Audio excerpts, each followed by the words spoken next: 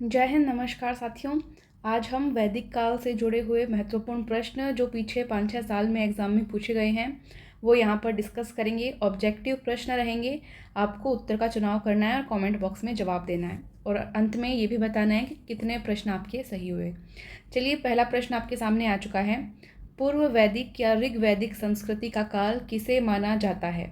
देखो, एक ऑप्शन यहाँ पे जो है टाइप नहीं हुआ है, मैं आपको बता देती हूँ कि 1500 से 1000 ईसा पूर्व। ठीक है, ये एक ऑप्शन है। अब आप चुनाव कीजिए।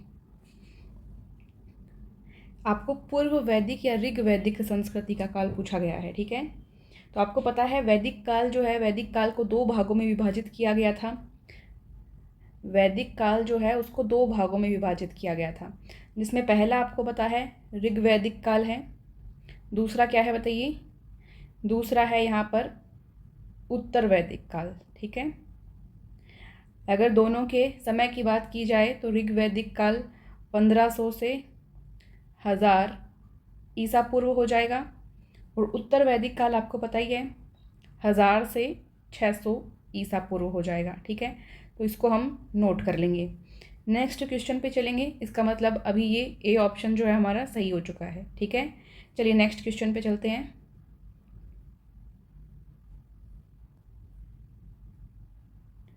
उत्तर वैदिक संस्कृति का काल किसे माना जाता है? जस्ट अभी आपको बताया था मैंने 1000 ईसा पूर्व से 600 ईसा पूर्व। ठीक है, फिर नेक्स्ट क्वेश्चन पर चलते हैं। आर्य शब्द का शाब्दिक अर्थ क्या होता है? आर्य शब्द का जो अर्थ है वो होता है श्रेष्ठ या कुलीन। ठीक है, तो बी ऑप्शन आप यहाँ पर सही करेंगे। ठीक है, अगर आर्यों की भाषा की बात की जाए तो वो संस्कृत होगी। ठीक है, आर्यों की अगर भाषा की बात की जाए तो भाषा आप संस्कृत करेंगे। ये क्वेश्चन भी पूछा जा सकता है, तो इसको आप नोट करेंगे। अगर समाज पूछा जाए तो पितृ प्रधान समाज था, पितृ प्रधान समाज। ठीक है, तो इसको आप थोड़ा सा नोट कर लेंगे क्योंकि ये इंपॉर्टेंट है। ठीक है, और अगर ये पूछा जाए आपसे कि आर्यों का जो मूल स्थान है वो कहाँ माना जाता है, तो ये मध्य एशिया माना जाता है, मध्य एशिया। बस ये कुछ क्वेश्चन आ सकते हैं, इसको हम नोट कर लेंगे। नेक्स्ट क्वेश्चन पर अब हम चलते हैं। प्रारंभिक आर्यों के बारे में निम्न कथनों में से कौन सा सही नहीं है? कौन सा सही नहीं है वो बताना है आपको। संस्कृत बोलने वाले थे, ये सही है। घुड़सवारी किया करते थे, ये भी सही है। वे कई झुंडों में भारत पहुँचे मतलब कई ग्रुप्स में भारत आए, ये भी सही है। ठीक है, वे नगरों में निवास करते थे, ये गलत हो जाएगा क्योंकि वो ग्रामीण सभ्यता थी। कौन सी सभ्यता थी? ग्रामीण सभ्यता थी। ठीक है, जो आर्यों के द्वारा विकसित की गई थी। तो हमको क्या चुनना है कि कौन सा सही नहीं है, मतलब कि जो डी ऑप्शन है वो हमें यहाँ पे करेक्ट करना होगा क्योंकि सही नहीं है उसका चुनाव हमें करना है। ठीक है, तो डी ऑप्शन हम लेके चलते हैं। नेक्स्ट क्वेश्चन पर चलते हैं हम। देखिए, इनमें से किस फसल का ज्ञान वैदिक काल के लोगों का नहीं था?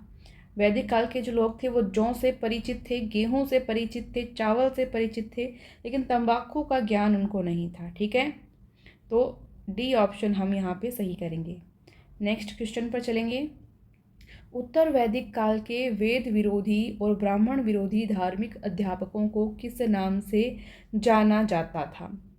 इनको कहा जाता था श्रवण, श्रमण या भ्रमण, इस नाम से जाना जाता था। तो श्रमण हम यहाँ पे जो है राइट आंसर करेंगे, बी ऑप्शन। ठीक है, श्रमण। ठीक है, नेक्स्ट क्वेश्चन पर चलते हैं।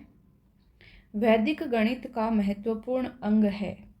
महत्वपूर्ण अंग जो है वैदिक गणित का, इसको हम कहते हैं शुल्व सूत्र। ठीक है, संस्कृत के हैं, तो ये सी ऑप्शन का हम इसमें चुनाव कर लेंगे। ठीक है, नेक्स्ट क्वेश्चन देखते हैं। किस वेद में प्राचीन वैदिक युग की संस्कृति के बारे में सूचना दी गई है? तो आपको पता है 4 वेद हैं हमारे, जिसमें से जो ऋग्वेद है, ऋग्वेद में वैदिक युग की जो संस्कृति है उसके बारे में बताया गया है, तो ए ऑप्शन का हम यहाँ पे चुनाव कर लेंगे। ठीक है, नेक्स्ट क्वेश्चन। निम्नलिखित में से उत्तर वैदिक काल में लिखे गए ग्रंथों का सही क्रम कौन सा है? उत्तर वैदिक काल की बात हो रही है, ध्यान देंगे आप लोग। तो वेद, ब्राह्मण, आरण्यक और उपनिषद, ये सही क्रम है, तो ए ऑप्शन का हम क्या कर लेंगे? चुनाव कर लेंगे। ठीक है, नेक्स्ट क्वेश्चन पर चलते हैं। वेदों की संख्या कितनी है? वेद आपको पता है 4 वेद होते हैं, ऋग्वेद, सामवेद, यजुर्वेद और अथर्ववेद। 4 वेद हैं। 10 प्रश्न हो चुके हैं अभी, तो हम यहाँ पर ऑप्शन सही कर लेंगे सी वाला। ठीक है। क्वेश्चन नंबर 11 आ चुका है आपके सामने। कौन से 3 वेद संयुक्त रूप से त्रयी या वेद त्रयी कहलाते हैं? तो ऋग्वेद, यजुर्वेद और जो सामवेद है, इनको हम त्रयी या वेद त्रयी कहते हैं। ठीक है। त्रयी विद्या इसके अंदर निहित होती है, ऐसा माना जाता है। तो जो ऋग्वेद है उसमें पद संग्रह है, यजुर्वेद है उसमें गद संग्रह है, सामवेद जो है उसमें गान संग्रह है। तो हम यहाँ पर ए ऑप्शन का चुनाव कर लेंगे। नेक्स्ट क्वेश्चन पर चलेंगे हम। भारत के राज्य में प्रयुक्त होने वाले शब्द सत्यमेव जयते किस उपनिषद से लिए गए हैं? ये क्वेश्चन कई बार एग्जाम में आ चुका है। ये है मुंडकोपनिषद। ठीक है। तो हम इसमें ए ऑप्शन का चुनाव करेंगे। ठीक है, ए ऑप्शन का चुनाव करेंगे। नेक्स्ट क्वेश्चन हमारे सामने आ चुका है। ऋग्वैदिक आर्यों का मुख्य व्यवसाय क्या था? ऋग्वैदिक आर्यों का मुख्य व्यवसाय जो है हम पशुपालन इसके अंदर बताया गया था। ठीक है, पशुपालन। कृषि की अपेक्षा भी पशुपालन को ज़्यादा महत्व दिया गया था। कृषि की अपेक्षा ज़्यादा महत्व किसे दिया गया था? पशुपालन को। तो बी ऑप्शन का हम चुनाव कर देंगे, और अगर पशुपालन ऑप्शन में नहीं आएगा तो हम फिर कृषि का चुनाव भी कर सकते हैं। तो फिलहाल ऑप्शन के अकॉर्डिंग हम बी ऑप्शन का चुनाव करेंगे। ठीक है। नेक्स्ट क्वेश्चन हमारे सामने आ चुका है। भारतीय संगीत का आदि ग्रंथ किसे कहा जाता है? आदि ग्रंथ, आदि ग्रंथ कहा गया है गीत संगीत का एक प्रधान ग्रंथ है, जिसको हम सामवेद के नाम से जानते हैं। ठीक है, सामवेद के नाम से। और ये अगर चारों वेदों के हिसाब से देखा जाए तो आकार में जो सबसे छोटा है ये, तो सामवेद को हम सही करेंगे। डी ऑप्शन हमारा राइट हो जाता है। ठीक है। नेक्स्ट क्वेश्चन देखेंगे। प्रथम विधि निर्माता कौन है? प्रथम विधि निर्माता, ऐसे मानते हैं कि जो संसार की शुरुआत हुई है सनातन धर्म के अनुसार, उसमें जो प्रथम पुरुष माने गए हैं वो है मनु। ठीक है। तो यहाँ पर ए ऑप्शन का हम चुनाव कर रहे हैं। ठीक है। और अगर ये प्रथम मनुष्य माने गए हैं मनु, और इनके साथ प्रथम स्त्री की अगर बात की जाए तो इसको शतरूपा के नाम से जाना गया है सनातन धर्म के अकॉर्डिंग। ठीक है। नेक्स्ट क्वेश्चन पे चलते हैं हम। कृष्ण भक्ति का प्रथम और प्रधान ग्रंथ है। कृष्ण भक्ति का प्रथम और प्रधान ग्रंथ जो है श्रीमद् भागवत गीता। श्रीमद् भागवत गीता बी ऑप्शन का हम चुनाव कर रहे हैं। ठीक है। नेक्स्ट क्वेश्चन पर चलते हैं। ऋग्वेद में संपत्ति का प्रमुख रूप क्या है? ऋग्वेद में संपत्ति का प्रमुख रूप गौधन है। ठीक है, गौधन। तो ए ऑप्शन का हम यहाँ पर चुनाव करेंगे। ऋग्वेद में संपत्ति का जो प्रमुख रूप है वो पशुधन, विशेष गज, गौ, घोड़ा, हाथी और जो अचल संपत्ति है आश्रम, खेत आदि, इनको बताया गया है। ठीक है। तो वैसे देखा जाए तो इसमें आश्रम, खेत आदि को भी बताया गया है। देखिए, आश्रम और खेत इत्यादि को भी बताया गया है। इसके अलावा जो घोड़ा हुआ, हाथी, ठीक है, पशुधन, ये सभी जो संपत्ति है उसके प्रमुख रूप होंगे। एकदम जो प्रमुख रूप पूछा जाए तो उसमें गोधन, बट यहाँ पे ऑप्शन के अकॉर्डिंग ए और बी दोनों भी हम सही कर सकते हैं, क्योंकि भूमि भी इसके अंदर आ जाती है। तो हम थर्ड ऑप्शन का चुनाव कर सकते हैं। और ए और बी ऑप्शन में ये हमको ऑप्शन नहीं मिले तो फिर हम गोधन का चुनाव करेंगे। तो अभी के लिए हम ए और बी ये ऑप्शन भी चूज़ कर सकते हैं। ठीक है। नेक्स्ट क्वेश्चन पर चलेंगे हम। ऋग्वेद के किस मंडल में शूद्र का उल्लेख पहली बार मिलता है? तो शूद्र का जो उल्लेख है वो 10वें मंडल में मिलता है। ठीक है, 10वें मंडल में, इसको नोट कर लेंगे हम। और ऐसे बताते हैं कि जो ऋग्वेद का 10वां मंडल होता है उसमें पुरुष सूतक में 4 वर्णों की उत्पत्ति मानी जाती है। 4 वर्णों की उत्पत्ति में कहा गया है कि जो ब्राह्मण है वो विराट स्वरूप पुरुष के मुख से, क्षत्रिय जो है भुजाओं से, वैश्य जो है जांघों से और शूद्र जो है पैरों से उत्पन्न हुए हैं, ऐसा बताया गया था। ठीक है। तो हम यहाँ पे 10वां जो मंडल है वो राइट ऑप्शन का चुनाव कर रहे हैं। नेक्स्ट क्वेश्चन पर हम जा रहे हैं। पुराणों की संख्या कितनी है? पुराण आपको पता ही है 18 संख्या है, तो ए ऑप्शन का हम चुनाव कर रहे हैं। ठीक है, नेक्स्ट क्वेश्चन देखते हैं हम। वैदिक धर्म का मुख्य लक्षण इनमें से किसकी उपासना था?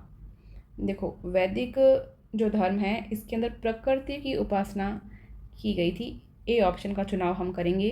20 प्रश्न आपके हो चुके हैं अभी। किस देवता के लिए ऋग्वेद में पुरंदर शब्द का प्रयोग हुआ है? पुरंदर शब्द का प्रयोग इंद्र देवता के लिए हुआ है। नेक्स्ट क्वेश्चन, वर्षा का देवता भी इंद्रदेव को कहा जाता है। शैव सूत्र किस विषय से संबंधित पुस्तक है? ये ज्यामिति से संबंधित है। ठीक है, ए ऑप्शन का आप इसमें चुनाव कर लेंगे। यज्ञ वेदियों को इसमें नापा जाता था, इस तरह से बताया गया है। नेक्स्ट क्वेश्चन, अस्तो मा सदगमय कहाँ से लिया गया है? ये लिया गया है ऋग्वेद से। ठीक है, ऋग्वेद से, तो इसको ए ऑप्शन को हम चूज करेंगे। नेक्स्ट क्वेश्चन, आर्य भारत में बाहर से आए और सर्वप्रथम कहाँ बसे? सर्वप्रथम बताया जाता है कि पंजाब और अफगानिस्तान साइड रहे थे, तो सी ऑप्शन का हम इसमें चुनाव करेंगे। और आर्यों का मूल निवास पूछा जाए तो मध्य एशिया बताना है आपको। ठीक है, नेक्स्ट क्वेश्चन देखते हैं। सूची 1 को 2 से मिलान करना है आपको। ठीक है, 1 को 2 से मिलान करेंगे तो हम यहाँ करते हैं कि सूची 1 में वेद दिए हुए हैं, सूची 2 में यज्ञकर्ता दिए हुए हैं। तो ऋग्वेद से संबंधित है होत्री, या जिसको हिता कहा जाता है। यजुर्वेद से संबंधित है अथर्वयु। सामवेद से संबंधित है उदारथ, और अथर्ववेद से संबंधित है ब्रह्मा। तो इसको इस तरह से हम नोट कर लेंगे। नेक्स्ट क्वेश्चन पर चलते हैं। यहाँ ए ऑप्शन आपका सही हो जाएगा। नेक्स्ट क्वेश्चन आपके सामने आ चुका है। वेदों को अपौरुषेय क्यों कहा जाता है? क्योंकि वेदों की रचना जो है वो देवताओं के द्वारा की गई है। ठीक है, तो ए ऑप्शन का हम चुनाव कर लेंगे यहाँ पे। अपौरुषेय अर्थात तो वेदों को किसी ने नहीं रचा है, न मनुष्य ने, न किसी देवी शक्ति ने। इनकी रचना जो है वो देवताओं के द्वारा की गई है, ऐसे माना जाता है। ठीक है, तो अपौरुषेय मतलब किसी पुरुष ने इनको नहीं बनाया है, ऐसे मानते। तो ए ऑप्शन का हमने चुनाव कर लिया। नेक्स्ट क्वेश्चन देखते हैं। वैशेषिक दर्शन के प्रतिपादक हैं, इसके प्रतिपादक हैं कणद। ठीक है, तो सी ऑप्शन का आपको चुनाव करना है। सी ऑप्शन को चुनाव करना है, महर्षि कणद। ठीक है, नेक्स्ट क्वेश्चन पर हम जा रहे हैं। मीमांसा या पूर्व मीमांसा दर्शन के प्रतिपादक कौन है? मीमांसा, ये आपको बताइए जैमिनी। इसकी रचयिता किसने की? जैमिनी। नेक्स्ट क्वेश्चन देखेंगे। वेदांत या उत्तर मीमांसा दर्शन के प्रतिपादक कौन है? वेदांत या उत्तर मीमांसा, इसकी रचना की बादरायण ने। तो बी ऑप्शन का चुनाव करेंगे। ठीक है, नेक्स्ट क्वेश्चन देखेंगे। ऋग्वेद का कौन सा मंडल पूर्णतः सोम को समर्पित है? कौन सा मंडल पूर्णतः सोम को समर्पित है? तो नवा मंडल जो है वो सोम को समर्पित है। सी ऑप्शन का आप चुनाव कर लेंगे। क्वेश्चन नंबर 31 आपके सामने आ चुका है। प्रसिद्ध 10 राजाओं का युद्ध दाशराज युद्ध किस तट पर लड़ा गया? ये परुष्णी तट पर लड़ा गया। डी ऑप्शन का आपको चुनाव करना है। ठीक है, नेक्स्ट क्वेश्चन देखेंगे। रावी नदी के किनारे, परुष्णी ये किसका नाम था? रावी नदी का। तो नेक्स्ट क्वेश्चन चलते हैं। धर्मशास्त्रों में भू राजस्व की दर क्या है? भू राजस्व की दर धर्मशास्त्रों में 1/6, इसका चुनाव हम यहाँ पर करेंगे। ठीक है, नेक्स्ट क्वेश्चन। जो उपज होती थी उसका छठा भाग, इसका मतलब ये समझ लीजिए आप। ठीक है, नेक्स्ट क्वेश्चन देखेंगे। 800 ईसा पूर्व से 600 ईसा पूर्व का जो काल है किस युग से जुड़ा हुआ है? किस युग से जुड़ा है? ये ब्राह्मण युग, इसमें आप चुनाव करेंगे। ठीक है, नेक्स्ट क्वेश्चन देखेंगे। किस काल में अछूत की अवधारणा स्पष्ट रूप से उदित हुई? अछूत की जो अवधारणा है वो धर्मशास्त्र के काल में उदित हुई, ऐसे मान सकते हैं। तो डी ऑप्शन का हम चुनाव करेंगे। ठीक है, उत्तर वैदिक काल तक जो समाज है वो स्पष्ट रूप से 4 वर्ण में विभाजित हो चुका था, ब्राह्मण, क्षत्रिय, वैश्य, शूद्र। ये आपको पता है। इसमें जो वर्ण व्यवस्था है वो कर्म के, काम के आधार पर थी, जाति के आधार पर नहीं थी, काम के आधार पर थी, ठीक है। और फिर जो धर्मशास्त्र का कला है वहाँ तक आते आते जो ये अछूत अवधारणा है ये बाद में जाके उदित होती है। तो डी ऑप्शन का हमने यहाँ पर चुनाव किया है, ठीक है। नेक्स्ट क्वेश्चन देखेंगे। एशिया माइनर स्थित बोगाज़कोई का महत्व इसलिए है कि, अब 4 ऑप्शन आपके सामने हैं। बोगाज़कोई, वहाँ जो अभिलेख प्राप्त हुए हैं उनमें 4 वैदिक देवताओं इंद्र, वरुण, मित्र, नात्सय का उल्लेख मिलता है। क्या ये बात सही है? ये बात बिल्कुल सही है। तो आप ए ऑप्शन का चुनाव कर लेंगे, ठीक है। और इसके अंदर आर्यों के निष्क्रमण मार्ग का भी संकेत मिलता है वैसे। तो ए ऑप्शन हमने यहाँ पर चूज कर लिया। नेक्स्ट क्वेश्चन देखेंगे। गायत्री मंत्र देवी सावित्री से संबंधित है, आपको पता है, पुष्कर में जिनका मंदिर भी है, किस पुस्तक में मिलता है? ये मिलता है ऋग्वेद में, ठीक है। और ये सूर्य देवता की स्तुति में रचा गया था, ऐसे बताते हैं, ठीक है। तो ये भी आप ध्यान रख लेंगे, ए, ठीक है, ऋग्वेद। नेक्स्ट क्वेश्चन देखेंगे। न्याय दर्शन को प्रचारित किया था, न्याय दर्शन को किसने प्रचारित किया था? जल्दी से बताएंगे। ऋषि गौतम ने। बी ऑप्शन का चुनाव करेंगे। नेक्स्ट क्वेश्चन देखेंगे।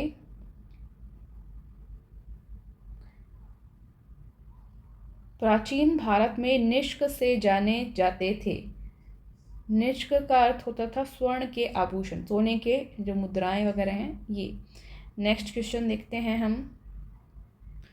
योग दर्शन के प्रतिपादक, योग दर्शन के प्रतिपादक आपको पता ही है, महर्षि पतंजलि, ठीक है। षड दर्शन संबंधित है पतंजलि, ठीक है। नेक्स्ट क्वेश्चन देखते हैं हम। उपनिषद पुस्तकें हैं, उपनिषद पुस्तकें हैं, 4 ऑप्शन आपके सामने है, किस पर आधारित है? ये दर्शन पर आधारित है। डी ऑप्शन का आपको इसमें चुनाव करना था। 40 प्रश्न हो चुके हैं, 20 प्रश्न और देखेंगे अभी। क्वेश्चन नंबर 41 आपके सामने है। सूची 1 को 2 से मिलाना है। ऋग्वेद ये स्तोत्र और प्रार्थनाओं से संबंधित है, और यजुर्वेद ये स्तोत्र और कर्म कांड से संबंधित है। फिर आता है सामवेद, सामवेद संगीतमय स्तोत्र है। फिर आता है अथर्ववेद, जो अथर्ववेद है ये तंत्र मंत्र और वशीकरण का इसके बारे में बताया गया है, ठीक है। ए ऑप्शन का हमको चुनाव करना है। चलिए एक बार दोबारा देख लेते हैं। यजुर्वेद संबंधित है स्तोत्र और प्रार्थनाओं से, सॉरी ऋग्वेद संबंधित है स्तोत्र और प्रार्थनाओं से, यजुर्वेद संबंधित है स्तोत्र और कर्मकांड से, सामवेद आपको पता ही है संगीतमय स्तोत्र है, अथर्ववेद तंत्र मंत्र और वशीकरण से संबंधित है। ये क्वेश्चन कई बार आ चुका। नेक्स्ट क्वेश्चन हम देख रहे हैं। आरंभिक वैदिक साहित्य में सर्वाधिक वर्णित नदी कौन सी है? सबसे ज़्यादा वर्णित नदी आपको पता होना चाहिए सिंधु है, ठीक है। ऋग्वेद में 25 नदियों का वैसे उल्लेख मिलता है और सबसे ज़्यादा सिंधु नदी के बारे में बताया गया है। और जो सबसे पवित्र नदी मानी गई है, सबसे पवित्र नदी सरस्वती को माना गया है, नोट कर लेंगे। यहाँ पे हमारा ऑप्शन है ए। नेक्स्ट क्वेश्चन देखते हैं। उपनिषद काल के राजा अक्षपति कहाँ के शासक थे? ये केकय के शासक थे, ठीक है, केकय देश में। बी ऑप्शन का आप चुनाव कर लेंगे। नेक्स्ट क्वेश्चन देखेंगे। अध्यात्म ज्ञान के विषय में नचिकेता और यम का संवाद किस उपनिषद में प्राप्त होता है? ये कठोपनिषद में प्राप्त होता है, ठीक है। सी ऑप्शन का आपको चुनाव करना है। नेक्स्ट क्वेश्चन हम देखेंगे। वैदिक नदी कुबा यानी काबुल का स्थान कहाँ निर्धारित होना चाहिए? ये अफगानिस्तान की साइड, ठीक है। तो ए ऑप्शन का आप चुनाव करेंगे। लगभग 700 किलोमीटर लंबी नदी रही थी। नेक्स्ट क्वेश्चन देखेंगे। कपिल मुनि द्वारा प्रतिपादित दार्शनिक प्रणाली है? कपिल मुनि ने सांख्य दर्शन की रचना की। बी ऑप्शन को आपको चुन लेना है, ठीक है, सांख्य दर्शन। Next question. भारत के किस स्थल की खुदाई से लौह धातु के प्रचलन के प्राचीनतम प्रमाण मिले हैं? अतरंजनी खेड़ा से। बी ऑप्शन का आपको चुनाव करना है। उत्तर प्रदेश में स्थित है ये, ठीक है, उत्तर प्रदेश में। बी ऑप्शन का चुनाव कर लेंगे आप। नेक्स्ट क्वेश्चन पर चलेंगे। निम्नलिखित में से किसका संकलन ऋग्वेद पर आधारित है? ऋग्वेद पर किसका संकलन आधारित है? तो ये सामवेद का संकलन जो है ऋग्वेद पर आधारित है। बी ऑप्शन का चुनाव करेंगे। संगीत का विषय है इसमें। नेक्स्ट क्वेश्चन पर चलेंगे हम। निम्नलिखित में से कौन प्रस्थायनित्री में शामिल नहीं है? जो नहीं है वो बताना है। भागवत इसमें शामिल नहीं है। ए ऑप्शन का आपको चुनाव करना है, जबकि भगवत गीता, ब्रह्मसूत्र, उपनिषद ये सभी शामिल हैं। नेक्स्ट क्वेश्चन देखते हैं। कर्म का सिद्धांत, एक मिनट आपको दिखाई दिया। नेक्स्ट क्वेश्चन अभी सबको दिख रहा है। कर्म का सिद्धांत संबंधित है, तो कर्म का सिद्धांत आपको पता ही है, मीमांसा से संबंधित है। बी ऑप्शन का आपको चुनाव कर लेना है। 50 प्रश्न आपके हो चुके हैं। क्वेश्चन नंबर 51 आपके सामने आ चुका है। सूची 1 को 2 से मिलाना है आपको। देखें तो अथर्ववेद, सबसे पहले अथर्ववेद को हम यहाँ पर देखें तो ये औषधियों से संबंधित है, ठीक है। उसके बाद में आता है हमारा ऋग्वेद। ऋग्वेद देखें तो ये ईश्वर की महिमा से संबंधित है। फिर हम यजुर्वेद की बात करें तो इसमें बलिदान विधि बताई गई है। फिर सामवेद आपको पता ही है, संगीत से संबंधित है। सबसे पहले अथर्ववेद, अथर्ववेद औषधियों से संबंधित है। फिर ऋग्वेद, ऋग्वेद आपका संबंधित है ईश्वर की महिमा से। यजुर्वेद संबंधित है आपका यहाँ पे बलिदान विधि से। सामवेद आपको पता ही है, संगीत से संबंधित है। ए ऑप्शन का आप चुनाव कर लेंगे, ठीक है। नेक्स्ट क्वेश्चन पर जाते हैं हम। चरक संहिता नामक पुस्तक किस विषय से संबंधित है? ये संबंधित है चिकित्सा शास्त्र से। सी ऑप्शन का हम चुनाव करेंगे इसमें, ठीक है। नेक्स्ट क्वेश्चन देखते हैं। यज्ञ संबंधी विधि विधानों का पता चलता है, ये यजुर्वेद में बताया गया है, ठीक है। डी ऑप्शन का हम चुनाव करेंगे। नेक्स्ट क्वेश्चन देखते हैं। वैदिक युगीन सभा, ये वैदिक युगीन जो सभा होती थी ये मंत्री परिषद है, एक तरीके से क्या है, मंत्री परिषद, ठीक है। तो हम सी ऑप्शन का इसमें चुनाव कर लेते हैं। नेक्स्ट क्वेश्चन देखेंगे। सारे जो ऑप्शन हैं उनको ध्यान से देखेंगे, कौन सा सही क्यों है, कौन सा गलत क्यों है, इस पर ध्यान देंगे। वैदिक युग में प्रचलित लोकप्रिय शासन प्रणाली थी, लोकप्रिय शासन प्रणाली थी गणतंत्र, ठीक है। वैदिक काल में राजतंत्रात्मक प्रणाली प्रचलित थी और इसमें जो है शासन का जो प्रमुख होता था वो राजा होता था। राजा वैसे वंशानुगत तो होता था, परंतु जनता जो है उसको हटा सकती थी अगर वो अयोग्य होता था। तो वह क्षेत्र विशेष का नहीं बल्कि एक जन विशेष का प्रधान होता था। इस तरह से आप समझिए। तो क्या हो जाएगा ये, गणतंत्र। सी ऑप्शन का चुनाव आपने कर लिया, ठीक है। नेक्स्ट क्वेश्चन आप देखेंगे। सबसे प्राचीन वेद कौन सा? ये बहुत ईजी क्वेश्चन है। ये ऋग्वेद है। ऋग्वेद में आपको पता है 10,627 के अराउंड जो है मंत्रों की संख्या है। आपको ध्यान होना चाहिए, ईश्वर की स्तुति इसमें बताई गई है और सबसे पुराना वेद है ऋग्वेद। नेक्स्ट क्वेश्चन आप देखेंगे। निम्नलिखित में से कौन भारतीय दर्शन की आरंभिक विचारधारा है? भारतीय दर्शन की आरंभिक विचारधारा, 6 दर्शन आपको पता है, 6 प्रकार में सांख्य जो है ये ए ऑप्शन का हम चुनाव करेंगे यहाँ पे, ठीक है। ये बहुत लोकप्रिय था और ए ऑप्शन का हम चुनाव करते हैं। नेक्स्ट क्वेश्चन पर अब चलेंगे। सांख्य, योग, न्याय, वैशेषिक, मीमांसा एवं वेदांत, इन 6 भिन्न भारतीय दर्शनों की स्पष्ट रूप से अभिव्यक्ति हुई है किस युग में? ये आप बताएंगे तो आपको पता होना चाहिए वैदिक युग में, ठीक है। नेक्स्ट क्वेश्चन आप देखेंगे। निम्नलिखित में वह दस्तकारी कौन सी है जो आर्यों द्वारा व्यवहार में नहीं लाई गई? नहीं लाई गई वो बताना है आपको। लुहार गिरी उपयोग में नहीं लाई गई आर्यों के द्वारा, मतलब लोहा, इस्पात वगैरह, इससे कुछ जो है कारीगरी खास नहीं की गई। इसके अलावा मृद भांड, पॉटरी कला, बढ़ईगिरी यानी काष्ठकारिता और आभूषण निर्माण, ये सभी उपयोग में लाया गया। ठीक है, तो हम यहाँ पे डी ऑप्शन का चुनाव करते हैं। ठीक है, डी ऑप्शन का। नेक्स्ट क्वेश्चन देखेंगे, ये मिलान वाला क्वेश्चन आ चुका है आपका। तो इसके अंदर सबसे पहले है उपवेद और नीचे संबंधित वेद मिलाना है आपको। तो इसके अंदर अगर आप देखिए तो आयुर्वेद संबंधित है ऋग्वेद से, धनुर्वेद संबंधित है यजुर्वेद से, गंधर्व वेद ये संबंधित है सामवेद से, लास्ट में आता है शिल्पवेद या अर्थशास्त्र, ये संबंधित है अथर्ववेद से। ठीक है, अथर्ववेद से। तो ए ऑप्शन का हम यहाँ पे चुनाव कर लेंगे। ठीक है, तो ये आपके 60 प्रश्न हो चुके हैं। 60 प्रश्न और इम्पॉर्टेंट रहते हैं जो वैदिक काल से संबंधित है, वो नेक्स्ट क्लास में किए जाएंगे। अगर प्रश्न पसंद आते हैं तो आप अपने दोस्तों के साथ शेयर कर सकते हैं, क्लास को लाइक कर सकते हैं और वीडियोस देखने के लिए चैनल को सब्सक्राइब भी कर सकते हैं। थैंक यू, जय हिंद।